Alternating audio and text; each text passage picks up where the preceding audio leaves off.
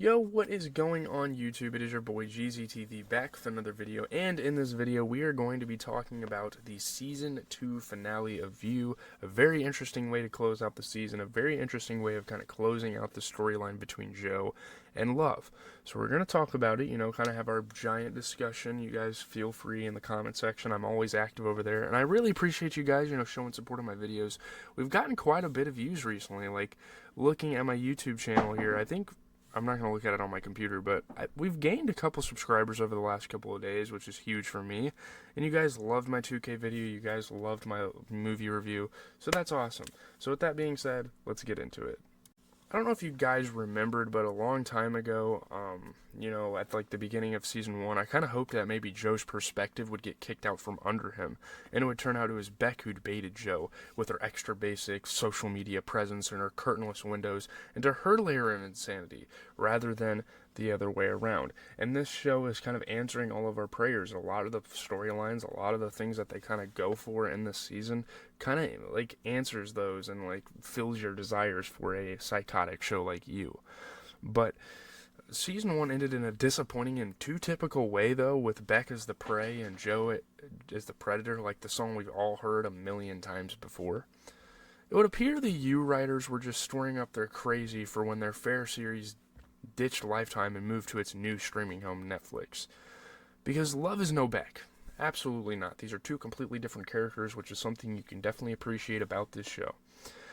Love, upon hearing that Joe is responsible for a string of murders, happily reports that she, too, has done murder. And it's all totally fine because now they can be together forever. Now they can be this kind of slasher couple. Now we can get this Dexter-esque, like, Hannah McKay, Dexter Morgan, even Lumen to an extent, kind of dynamic. Which is crazy. Just like they both always dreamed, obviously, being together forever. Isn't it so fun when you and your partner have so many common interests, like clearing the path between you, which is strewn with pesky, alive people, by just up and killing someone who seems to present an obstacle to your love story? I mean, isn't that great? This is pretty fucking psychotic. That, I'm sure most of us would even justify it because we're such huge fans of this show. This show's obviously had its faults, but this is awesome. I think Season 3 has a lot of potential here, given what we have just witnessed. So yes, it wasn't 40 who killed the Alpar. It was fucking Love. So this whole time, Love's family, the Quinn family, tried to paint 40 as a psychotic dude. When in the end, it was Love that was this fucking psychotic bitch. And what would become her signature move? Love slashed her Alpar's throat, which is awesome. I like how she has her own thing to the killing. And it seems kind of psychotic again, but that she's kind of experienced like that, but it's not entirely clear why she thought the best move there was to stage it so 40 would think he was responsible for a murder he'd done in a blackout rage, which in turn his parents would frame as a suicide instead of just, staging it as a suicide from the jump. But she was so young. I don't know. It's such a crazy situation to look back on and to kind of learn what happened.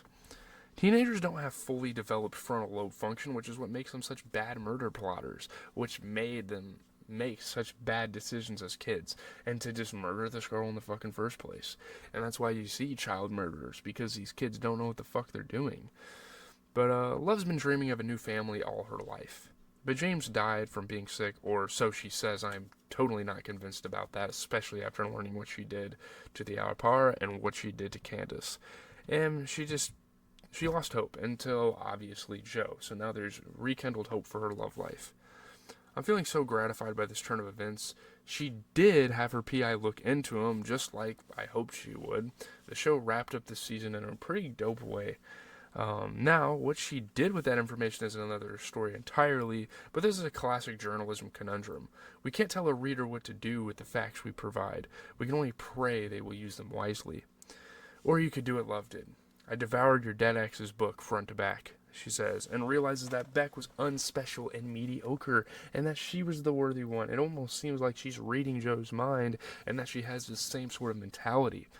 This is rude considering the context, but also, show me the lie. So when Love discovered Joe's case, she just nested in there reading Beck's book and being amazed by Joe's craftsmanship? That's fucking crazy.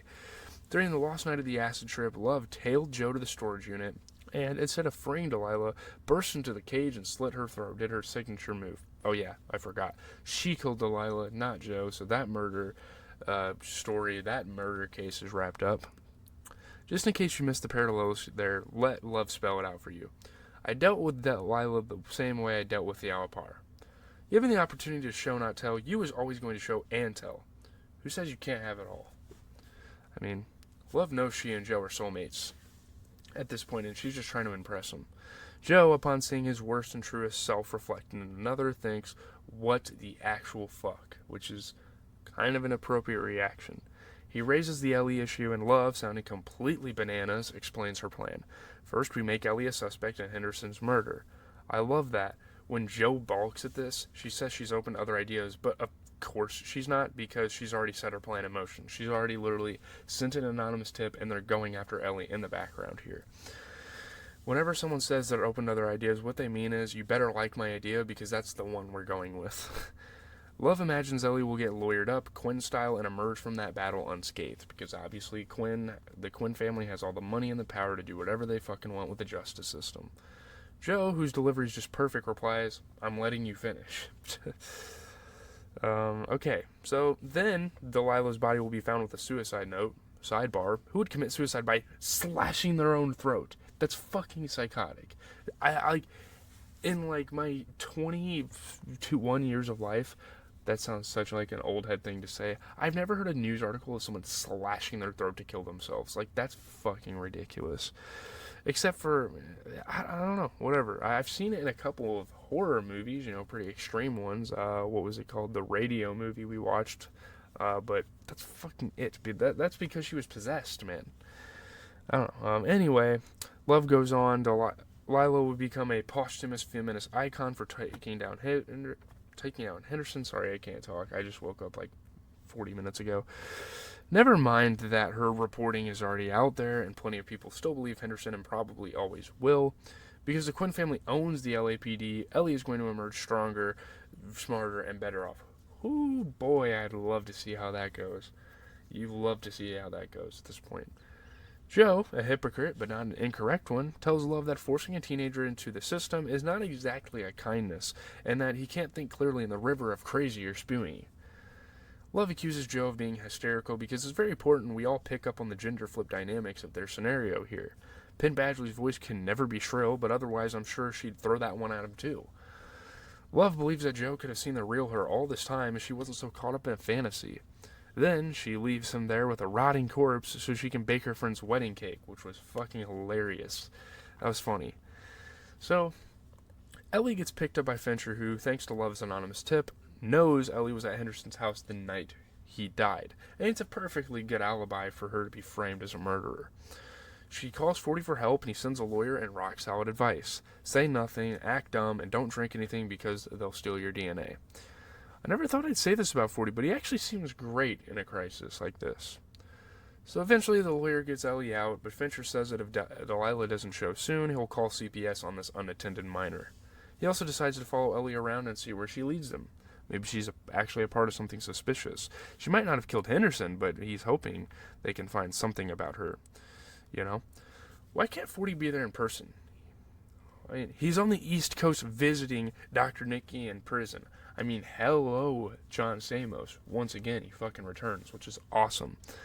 Now, how surreal to see Uncle Jesse in jail and think that soon it could very well be Aunt Becky behind bars for her aggressive parenting style amid the college admissions bribery scandal. 40 believes in Nicky's innocence, but all Nicky believes now is Christ, so he's not super interested in his own exoneration or anybody else's guilt. It pains me to say this, but John Stamos is quite useless here, which I would have loved to see what he could have done for this murder case. Meanwhile, Love is Candace in her trunk, not even hidden well, and she's getting prints all over the body. Why isn't anyone wearing gloves? I mean, what are these people doing? I thought Love has killed people before. She goes back to the storage unit with muffins for her prisoner. He convinces her to open the door just to get Delilah's body out, even though clearly what he plans to do is to use the handcuffs to slash her throat. How Love inspired of him. But she spots the handcuffs reflected in the glass and blurts out the magic words to save her life, I'm pregnant.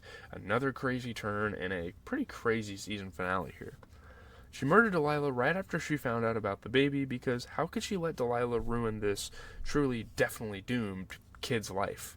I mean, really? Whatever. But Joe could kill her with his bare hands like he did with Beck, but he opts not to do that. So Joe gets down on one knee, and I think he is not going to propose right now. He can't. He won't. And he doesn't, thank God. But he does say he wants to earn back her trust because she thinks it's what she wants to hear. So they just go to Lucy and Sunrise's wedding together. I mean, how fucking tense of a moment that is. 40 can't get into the wedding even as he is frantically texting his sister warnings that she's not seeing because no one is allowed to look at their phones until the ceremony is over. Gabe is in an absolutely perfect suit. I look at Joe's wedding aesthetic and realize maybe a little too classy. Joe catches the wedding feelings, decides he can't be a good dad if he isn't present, and tells Love, "I love you." Then they check their phones again to see all the texts from 40, who did not summon the police for his face-off because no one calls the cops on this show when they should. What the fuck? Like, what are you doing, 40? While Love goes in to see her brother, Will spots Ellie outside. Ellie knows he's a monster. The jig is up. He tells her Delilah isn't coming back and that the only way to protect Ellie is to get her away from the Quinns, who get away with evil things. Then he gives her a bunch of cash, tells her to head east and start her life over. I mean, wow, what a fucked up situation to put a teenager in. Ellie is losing it, a completely appropriate reaction here. She hates Joe, as she should. "I killed Henderson," he says, "and I don't feel guilty about it. What I am is all that stands between you and people who are worse." So she sprints away to begin her life completely and totally alone, probably unable to trust anyone ever again, living a lie for the rest of her days, maybe somewhere in South Florida. Bye forever, Ellie. At least you made it out alive. At least she made it out, and the Joe curse didn't affect her, which is great. I didn't really want to see a teenager die anyway. So inside a Navern, 40 is trying to reason with Love. "I will do breath work with you later. I have to save you from a literal fucking serial killer first." A+ priorities by 40 here. So Love is gaslighting him, and I do not think he's going to make it out of this room alive. Right at this moment, it's like, yeah, I don't think he's making it here. It shows you what the series has done to a fragile brain like mine, that when Joe shows up and 40 pulls out a gun, the first thing I think is, finally someone on the show brings a gun to a confrontation to a known killer. Finally. So, Love tells 40 that she's pregnant with Joe's baby. She keeps referring to it as a girl, even though there's no way she knows that, and I think it would be kind of hilarious if they wound up with a boy. Anyway, 40 is still horrified, and also he knows that Love is as broken as he is. "You're just a much better liar." He knows she killed the Alpar. Also, can I just say that this reaction to this pregnancy news is so perfect? I love that he doesn't even pretend that it's good or worthy of congratulations. To Love, he just says, "You are crazy if you think that you would be a good mother," which is awesome. I love that. It's amazing. And then he tells Joe, "You think that knocking up my sister makes you a new person?" This is the kind of shit you wish you could say to jerks in real life who have babies, but you can't. And all we have is the catharsis of 40 saying it here. Joe closes his eyes, but because there's no show without him, you know he's not going to die. I mean, that's kind of the dumb thing that most shows fall victim to, is you can't even put your main character in a tense situation because you know he's not going to die. Instead, Officer Fincher busts in and kills 40 before 40 can summarily execute Joe on the moon juice aisle. So flash forward maybe 6 months. We end the season. Ellie sends Joe postcards asking for more money, which he promised to send her, and presumably will forever, because that will make him feel like a decent person, even though he isn't one. He and Love are moving into some pretty decent house in a bright green neighborhood, I guess still in LA, because Dottie is there. Joe is working his way through Crime and Punishment, which I think he was reading at the start of the season, but to be fair, he hasn't had a ton of time for leisure reading. Already, of course, he feels trapped with his pregnant wife, who has killed 2 people that he knows about. But it was all worth it so Joe could meet the next you, a next-door neighbor reading Kafka, Aldous Huxley, and Jane Austen. Wonder how she'll fare with 2 deranged killers living just on the other side of the fence, and I'm not sure why the fuck this show feels like they need to force that and force Joe, like, finding his next victim. I think that was kind of dumb. I feel like that was definitely, like, not the smartest way to end a season off. I don't know, I guess that's what the season 3 plot is going to be. Why? Is Joe going to cheat on Love? I'm really not sure. I can't wait to find out. We might even watch season 2's first episode for Friday's video because I don't even know if there's new music coming out. Either that or I might do like an edited short form sports video because I know you guys have been waiting on those. But anyway, leave a like, comment, and subscribe. As always, it has been your boy GZTV. I know these videos are extremely bloated. I don't really care for like high effort in these videos because I just like discussing it. So yeah, solid season. Peace out.